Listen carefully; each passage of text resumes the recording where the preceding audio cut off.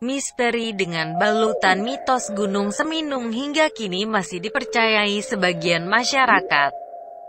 Konon gunung ini, gunung yang paling seram karena terdapat legenda mistis di dalamnya. Karena berkaitan dengan Danau Ranau. Gunung Seminung memiliki ketinggian 1881 meter di atas permukaan laut. Uniknya gunung ini berada di dua provinsi. Tepatnya di Kecamatan Warkuk Ranau Selatan, Kabupaten Oku Selatan, Provinsi Sumatera Selatan. Dan di Kecamatan Sukau, Kabupaten Lampung Barat. Di kaki Gunung Seminung, terdapat danau terbesar kedua di Pulau Sumatera setelah Danau Toba, yakni Danau Ranau. Bagi pecinta alam yang punya hobi naik gunung, Gunung Seminung memiliki medan yang cukup menantang dan angker. Sedangkan untuk mencapai puncak gunung terdapat beberapa jalur, yaitu melalui jalur Desa Kota Batu Sumatera Selatan, dan via Desa Wisata Lombok Ranau Lampung Barat. Berdasarkan cerita rakyat, Gunung Seminung meletus kira-kira 55.000 tahun yang lalu. Gunung berapi purba ini meletus dahsyat. Jutaan material terlempar keluar sehingga membentuk kaldera raksasa. Kekuatan dapur magma yang masih aktif dan tersisa akhirnya melahirkan gunung baru, yaitu Gunung Seminung. Nah, berdasarkan mitos yang beredar di masyarakat, ada beberapa pantangan dan larangan yang harus ditaati. Ketinggian Gunung Seminung adalah 1881. Ini Pak, kalau sebenarnya kalau nak diikuti dari awal itu memang dari almarhum Haji Sofiatto yang dianggap sebagai juru kunci. Namun setelah dia meninggal 2006, aku kan sebenarnya dari tahun 95 meneruskan arti kata magang amanah dia bahwa sebagai juru kunci Gunung Seminung. Dan juga keseluruhan pendaki ini tahunya di sini dengan kuncin Haji Sofian, bahkan sebagai pengganti cucunya adalah nama saya Sarin.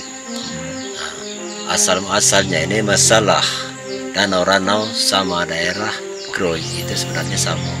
Samanya karena dia itu pembagian belah duanya antara Kima itu pembagian dua, jadi sikot nyampak di Danau Ranau, sikot nyampak di daerah Kroy. Dan juga di tengah-tengah itu terjadilah tertak Gunung Seminung, di antaranya Gunung Seminung. Jadi di antara Gunung Seminung itu di kiri kanannya ada danau. Nah di Seminung ini dia tuh punya seperti sumur 7, sumur 9, dia ada di puncak sekitar ketinggian dari permukaan ini 1.500 meter dari permukaan ke sumur 9. Masalah mistisnya seperti di puncak itu kan yang punyanya adalah Syekh Sultan Ali Akbar, Gunung Seminung, Syekh Muhyiddin, Syekh Ibrahim. Di Danau Ranau adalah Raden Saleh. Setelah itu pengiring-pengiringnya seperti Ratu Peke, Pantik Mamibo, Seruting Sakti. Nah itu banyak istilahnya, itulah adalah yang mengurus artinya di kawasan wilayah Seminung dan Ranau. Jadi sebagai saya ini sebagai penerus dari almarhum, bahkan saya disuruh almarhum meneruskan amanah dia dari tahun 95, membantu mereka yang pendaki bila mana ada kesulitan, keperluan, bahkan ada yang sakit kira-kira tidak bisa diobati medis. Insya Allah kita bisa membantu dengan keadaan cara spiritual atau betnya, atau mistisnya. Cuma sebatas itu. Ya aku ini terus terang seluruh PA sebesar sekarang mengakui kita bahwa pemandu wisata alam atau pendaki Gunung Seminung.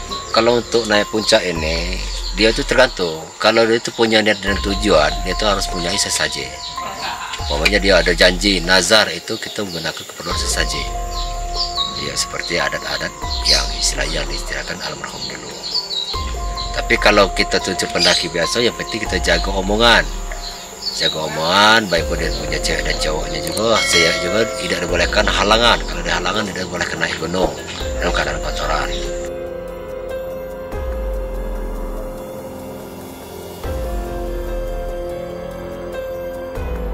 Kalau dipaksakan tidak melalui kita ataupun tidak kita izinkan dan kita tidak jual air minum untuk bersih penjaga, itu akibatnya dia akan jadi kesurupan, sakit, tidak dibolehkan.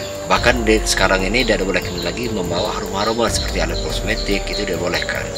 Karena setiap pembawa itu seperti cewek itu banyak diikuti orang roh halus itu, dia menjadi istilahnya apa sakit, arti kata itu tidak kata medisnya, biar bawa kemana-mana masih balik ke sini, akhirnya kan sama-sama merugikan.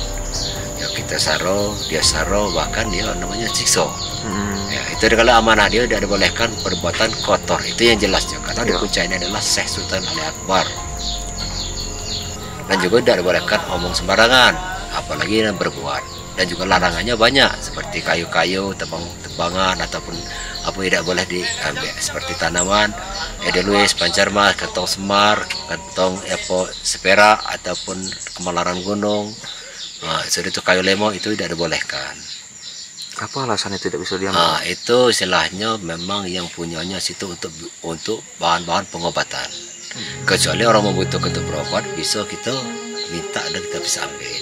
Itu seperti kayu lemo itu obat-obat untuk penangkal penyakit berbisa. Itu posisinya ada di pucuk situ. Ada di puncak itu, dari ketinggian 1500. Karena gunung itu 1881. Banyak sumur di Seminung, tetapi yang mantap dan juga sekarang masih aktif adalah sumur 7 dan sumur 9. Karena sumur itu tempat-tempatnya seperti saya itu ambil ludung. Nah, dan juga kalau untuk berobatnya, artinya kalau dia dapat alamat dari manapun juga dia itu sakit, dia dapat alamat khusus pengobatan di sumur 9, otomatis mau mandinya, mau minumnya, ngambil banyu dari sumur 9 itu. Karena sumur 9 itu kadarnya istilahnya lebih rendah daripada. Kalau yang dikatakannya mitos-mitos itu di mana Pak tempatnya Pak? Oh, dia tuh di Batu Merah, bisa di sumur, bisa di puncak juga bisa. Berarti dia tidak netap dia itu sebenarnya. Netap ya, di mana bahkan di sini di base camp juga ada tempatnya di pelataran sekitar sini bisa. Tapi makanya dari base camp kita sini ini batas jam 12 siang ataupun di atau maghrib itu tidak dibolehkan seluruh tamu-tamu menduduki tempat situ, dekat-dekat posisi mereka itu masih lewat.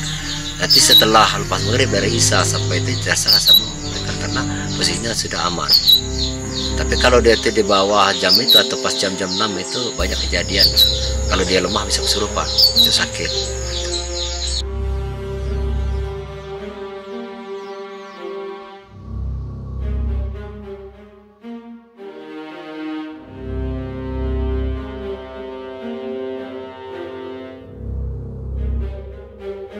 Selanjutnya yang dikatakan ada yang sebagian angker di lereng gunung itu di mana Pak? Yang angker di lereng gunung itu sebenarnya itu tergantung dari kita juga. Kalau kita tadi berbuat yang tidak-tidak dan jangan omong sembarangan seperti kita kasar, omongan yang kita angkuh sombong itu bisa kena. Spontan itu ya? Spontan. Tapi kalau kita tuh udah izin, udah pamitan sebagai seperti kita sebagai pengurusnya ini dengan tujuan mungkin istilahnya sama-sama maklum, jadi tidak bakal kejadian seperti yang sakit, yang nyasar. Itu apabila seluruh tamu tidak dibolehkan duduk di Batu Merah, harus kita mengucapkan assalamualaikum, waalaikumsalam, kita titikkan Al-Fatihah, kita numpang lewat. Di mana posisi? Di Batu Merah, di pertengahan gitu. Oh, di pertengahan Pak ya? Di pertengahan, di lewat dari Tajakan Palimo sampai di puncak kita baru harus assalamualaikum, waalaikumsalam. Sudah itu salah satu dari kelompok kita harus ada azan. Harus memandang azan. Memandang azan di puncaknya, baru istirahat dan juga minta izin bahwa kita buka tenda istirahat di situ. Makanya seluruh tamu-tamu kita mati-mati jangan sampai berbuat yang tidak kita inginkan, artinya yang lebih. Biarpun dia punya cewek, punya pasangan, tidak dibolehkan.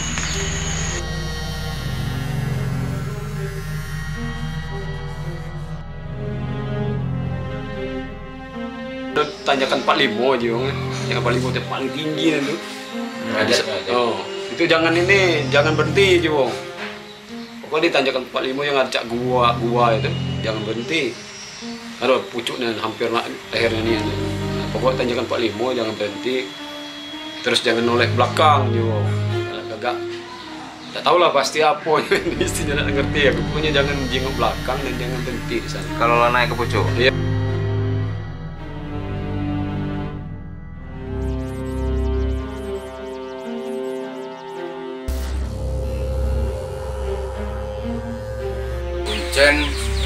Pasti kalau kita mendaki itu dia menyampaikan dengan para pendaki itu untuk sampai ke puncak itu kalau kita sudah mendengar suara burung, ada burung besak pokoknya itu.